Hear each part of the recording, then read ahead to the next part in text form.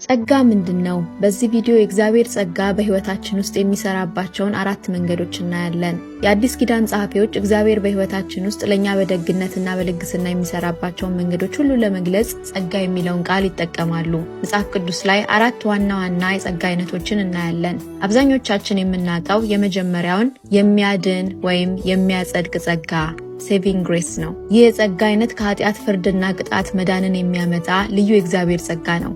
እግዚአብሔር ልጁ ኢየሱስ ክርስቶስን በእምነት ስለተቀበለን ብቻ እሱ በመስቀል ላይ በሰራው ሥራ እኛን ኃጢአተኞችን ይቅር የሚልበት ጻድቃን ብሎ የሚጠራበትና ልጆቹ አድርጎ የሚቀበልበት ጸጋ ነው። ሁለተኛ የሚቀድስ ጸጋ ወይም ሳንቲፋይንግ ግሬስ።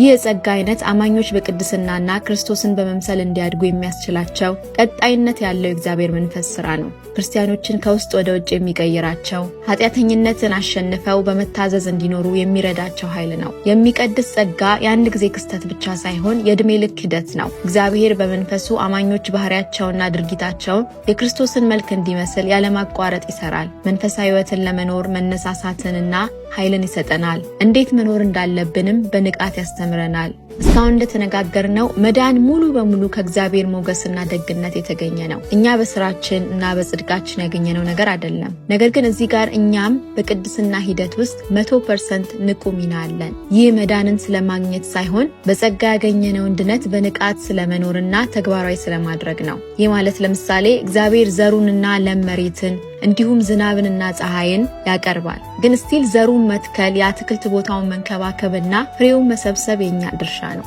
የኛ ጥረት እውነተኛና አስፈላጊ ነው። ነገር ግን ሕይወትና እድገት የሚመጣው ከእግዚአብሔር ዘንድ ነው። ሶስተኛ የሚያስቀጥል ጸጋ ወይም ሰስቴኒንግ ግሬስ። ይህ የጸጋ አይነት የሚያመለክተው እግዚአብሔር ለአማኞች ፈተናዎችን፣ መከራዎችንና የዕለት ተዕለት የክርስትና ሕይወት የሚጠይቃቸውን ኃላፊነቶችን በድል ለማሸነፍ የሚሰጣቸውን መለኮታዊ እርዳታና ጥንካሬ ነው። ይህም በጽናትና በታማኝነት እንዲመላለሱ ያስችላቸዋል። ቻርልስ ስፐርጀን ሲናገር ልጁ ያደረገ አምላክ የዕለት ተዕለት ጸጋን ይሰጣል። ለእያንዳንዷ ደቂቃ ጸጋ አለ። ለእያንዳንዱ ፈተና ሁሉ ጸጋ አለ። የመጨረሻው የማገልገል ጸጋ ወይም ሰርቪንግ ግሬስ። ይህ ጸጋ አይነት እግዚአብሔር ለአማኞች በመንፈስ ቅዱስ በኩል ሌሎችን እንዲያገለግሉና የተፈጠሩበትን ዓላማ እንዲፈጽሙ የሚሰጣቸው ኃይል ነው። የማገልገል ጸጋ ለአማኞች መንፈሳዊ ስጦታዎችን በመስጠት በራሳቸው ጥንካሬ ሳይሆን በእግዚአብሔር ኃይል እግዚአብሔርንና ሌሎችን እንዲያገለግሉ መነሳሳትንና አቅምን ይሰጣቸዋል።